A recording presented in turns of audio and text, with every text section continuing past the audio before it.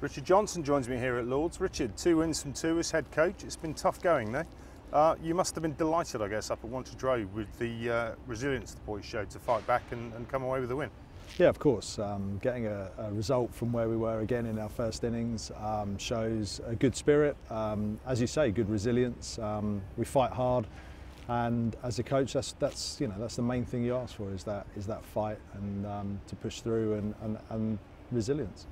As head coach, obviously these games are played over 4 days. How frustrating is it for you as head coach that for the first 2 days we seem to have been, probably for far too many times this season, been off the money in those first 2 days, and we really only come to life in the last 2 days of the game? Yeah, look, it is frustrating. Of course it is.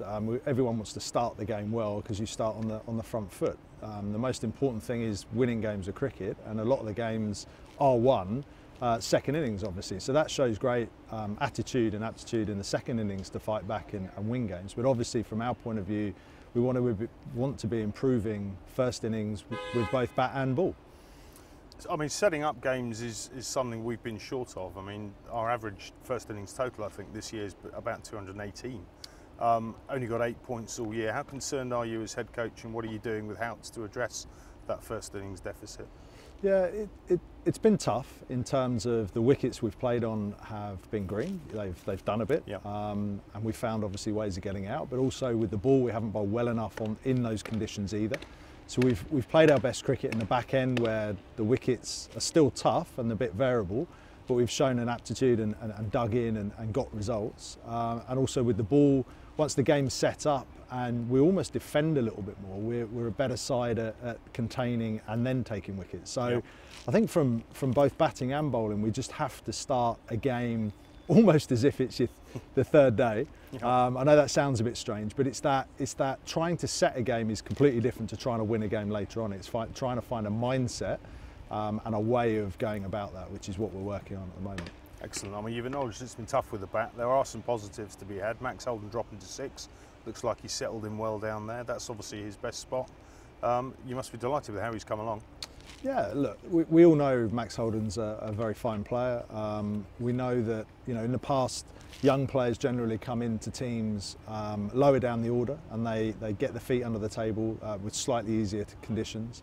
And then they find their place in the order a bit later on. And sometimes the modern thing is to throw a player in no matter what up the top. I think Max will probably end up being an opener, but at the moment it's a good position for him to bat.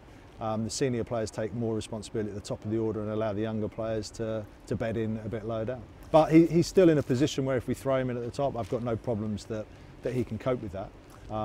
So we'll see towards the end of the season, we may have to do that. Yeah, excellent. Talking of younger players, Ethan Bamber, outstanding debut up at Warwickshire Road. He's kind of out the mould of the old classic English seamer, really. That fifth stump line, nibbles it about a bit, probably lacks a bit of pace at this age, but that'll come.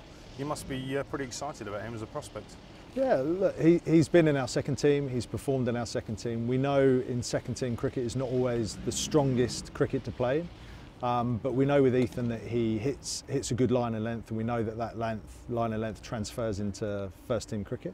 So we had no problems picking Ethan for a debut on a wicket that helped him a little bit, but he still had to bowl the ball in the right areas, and for him to perform second innings under pressure and take key wickets after tea was massive for us. And so yeah, look, he's had a really good start, and now it's good for him to hopefully continue playing and get some more game time under his belt.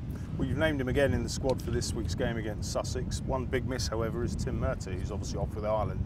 Murty is just one of those characters that just keeps doing it. You must be delighted to name him in your squad every time, and I guess you could probably do with him being 10 years younger.